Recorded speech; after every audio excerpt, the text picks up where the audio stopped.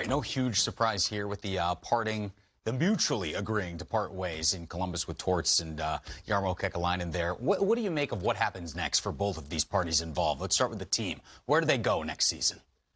Well, they have to determine what their new character is going to be. I mean, the team is usually a direct reflection of your coach, and they play, in the same kind of image of your coach, and they did. They played exactly the way John Tortorella is as a person. He's very structured. He's very black and white, and this is what we're going to do. He's a hardworking guy. The team's a hardworking team. Do you want to keep that same style of play, or do you want to open it up a little bit? So in that regard, you've got to determine now for Jarmo Kekalainen, if we're going to do that, do we need some new players? Do we need some speedier players? Do we want to start opening things up? And then do we get a coach who wants to do that, play with that flavor, or do we want to get a coach who wants to follow the same mantra and the same positions that John has done in the last 6 years? Now, Jarmo Kekalainen is much like John Tortorella. He's very structured. He's very thoughtful. He's an extremely hardworking general manager.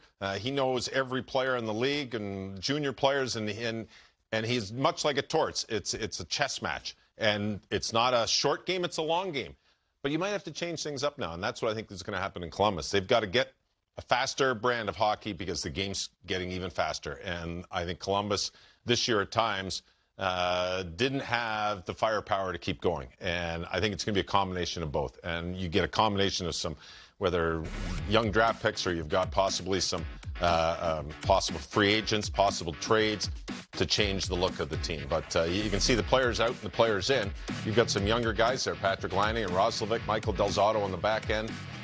Pierre-Luc Dubois, pretty much same age as Patrick Laine. But for me, that's where this team's they've got to make their decision as to where they go. And you don't make it overnight.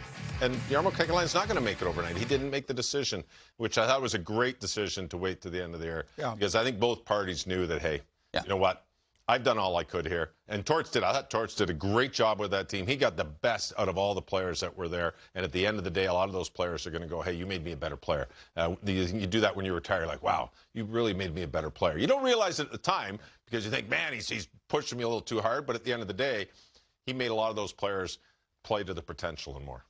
And let's be clear, this is a decision, not one that's made out of animosity. These two men, Kekalainen and Tortorella, have a great amount of respect for one another, Kekalainen by his own admission. There is daily conversation that goes on with respect to he and John Tortorella about, Tortorella's tactics, his approach to managing this roster of players.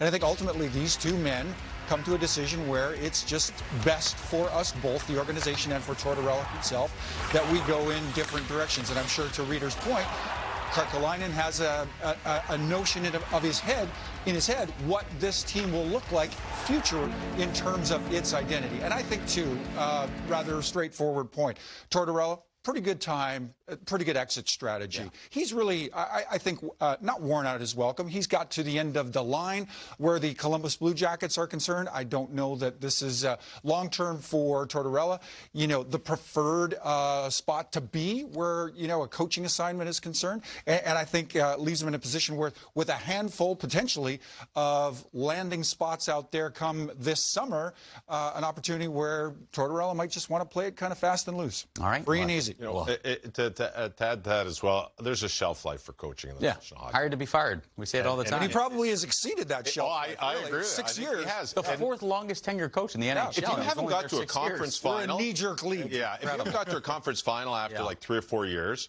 and you might have got the expectations that the team, the general manager set out, but if you're not getting to that next step, the conference final, winning a championship, losing in a final, then it's time to change things up. So that's where we're at now, I think, as well. And it's what do the coaches say? The day you're hired is one day closer to the day you're being fired. Right. This isn't a firing, but it's a separation. So, I mean, it's inevitable. 6 years is a great run for any coach. Yeah. So, good luck in Columbus and good luck to Torts.